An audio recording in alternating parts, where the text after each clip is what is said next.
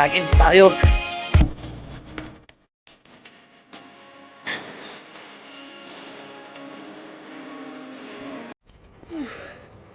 Shout out mga kail. Tapos lang nating nag-jogging. Pawis na pawis. Dito po tayo sa park na malapit sa dagat. Papakita ko po sa inyo. Yan, itong release na to dinilinisan pa. Pinapaliguan. Yan o. Dahil maalikabok. Yan. Kalalabas lang ng araw. 6 o'clock ng umaga. Yan o. Malapit lang sa dagat yung doon. Itong building na to. Lapit nang matapos. Ikot tayo hanggang doon. Ayan. Malawak tong park na to. Papakita ko sa inyo kung gaano kalawak to. Hanggang na nito kasi tabing dagat eh. Tapos napalibutan to ng bundok na brown. Gaya nun nasa gitna ng building na yan. Yan.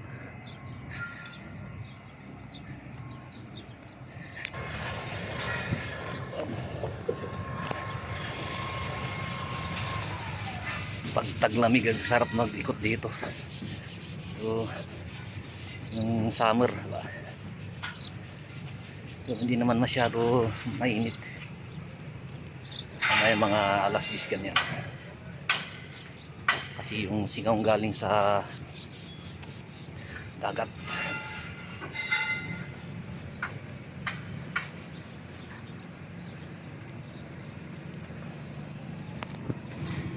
Ayan, kung makita nyo yung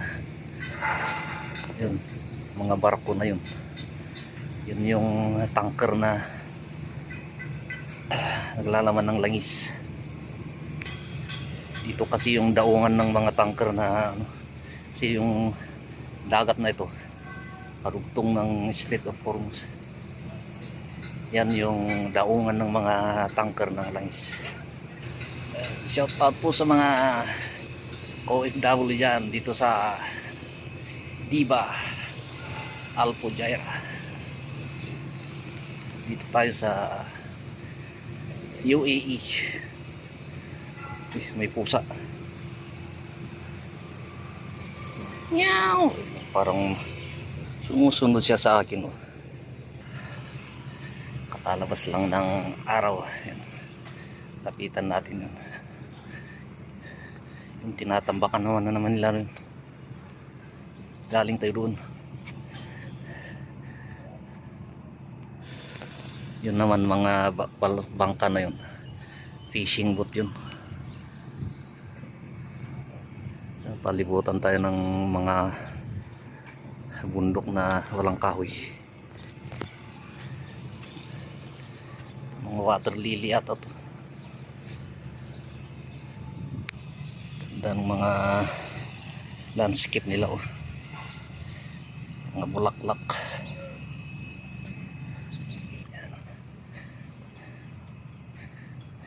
Maraming tao dito pag mga hapon na pagkatapos ng kanilang trabaho. Dito ang bilis nilang ilipat ang tubig yung mga bato na yan. Kasi yung bundok na yan, bato yan. Yung ginagawa nila yan, yun yung mga heavy equipment na binibiyak yung mga bato tapos tinatambak na ganyan. Yan o.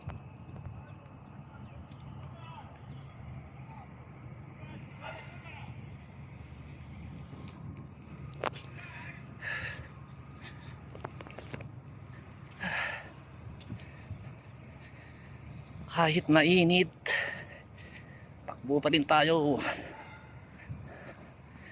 Tingnan nyo yung dagat. Yung lalabas lang nung araw. Yun yung mga barko na malalaki na mga laman ay langis.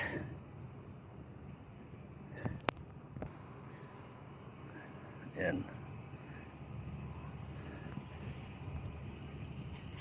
Sunrise.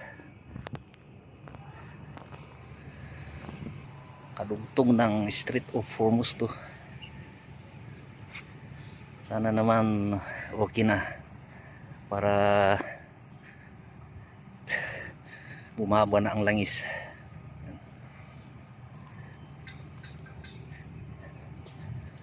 Ikot na tayo ito. Yun, mga bahay din doon baba ng bundok na yan. Doon, mga bahay din doon.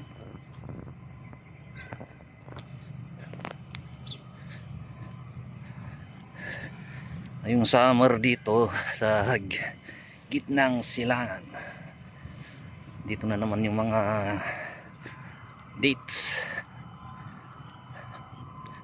Umunga na naman oh.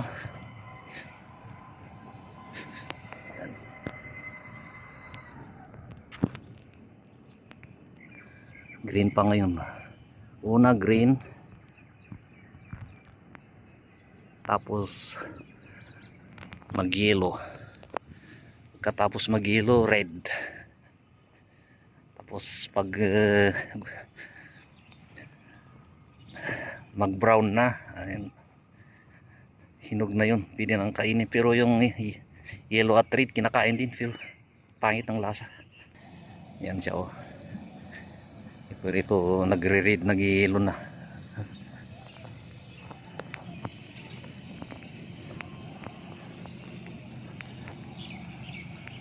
Masarap tong kainin kahit araw-arawin no. Matamis pero sinasabi nilang masustansya. Ayun, tingnan natin yung green at yellow naman.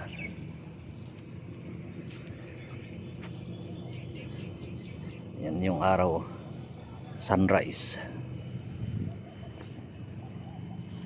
Meron pang ibon sa baba oh, yan. Huwag kang lumipad.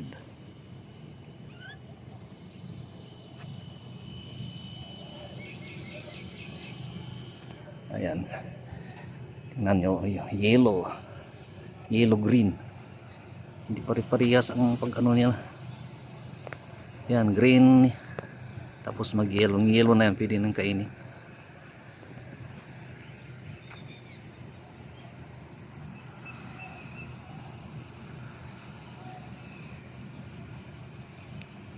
Ayan.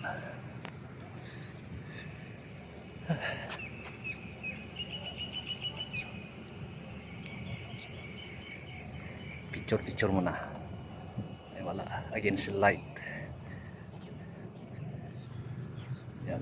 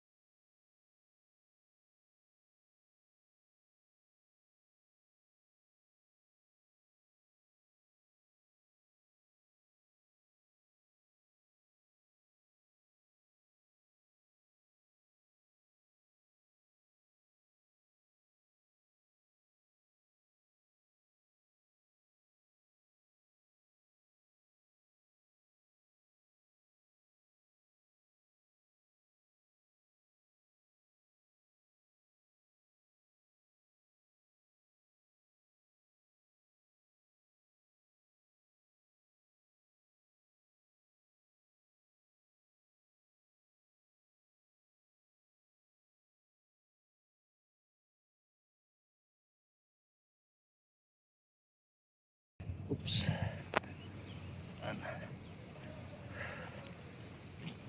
Lumabas ako ng 5:30. Jogging. Hindi ko na kinaya ng mga mag 6 o'clock. 30 minutes. 2 buwan tayo hindi nakapag-irisyo.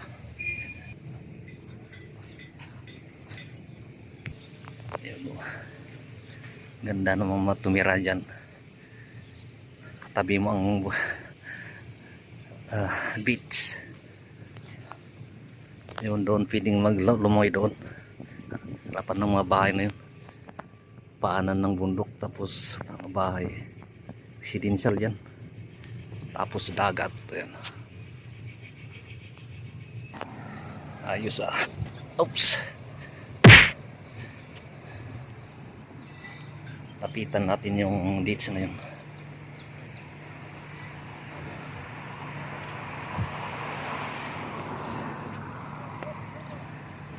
Ayan.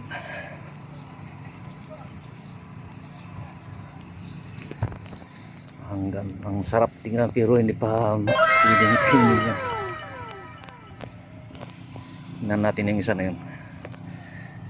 Ganito ang ginagawa nila pag dinalagyan nila ng net kasi kinakain ng ibon. Yan o. Ito naman pulang pula pero maliliit. Yan siya o.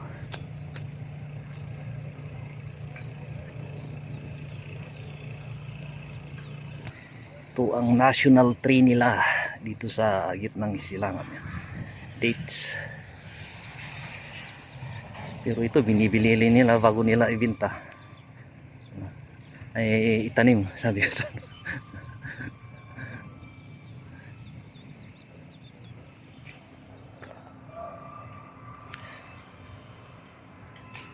hindi ka rin kung ano, hindi mo rin namang kumuha. Kainin libre. Pero pag napunta na yan sa basar, sus grabe ang mahal na ito. Kagaya na ito, brown na brown. Kain. Ay sus, nasira. Kunin natin yung isa yan. Tapos yan. Sarap.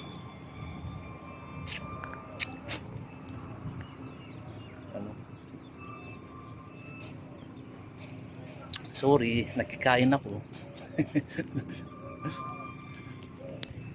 Ano? Ang ganda. Lipat tayo sa kabila para nakita nyo yung dagat. Tawid tayo lang dito. Walang sakyan dumadaan dito kasi malayo sila sa main highway.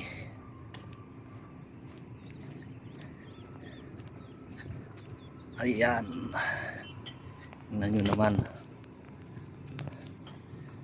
yung mga bahay dyan. Pwede nang maligo doon. Yan.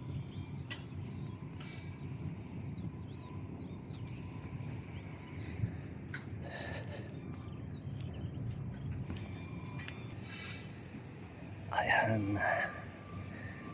Ay doon, pwede nang lumoy doon. Ganyan lang ang ginagawa na yan. Tinatambakan lang nila. Puro bato.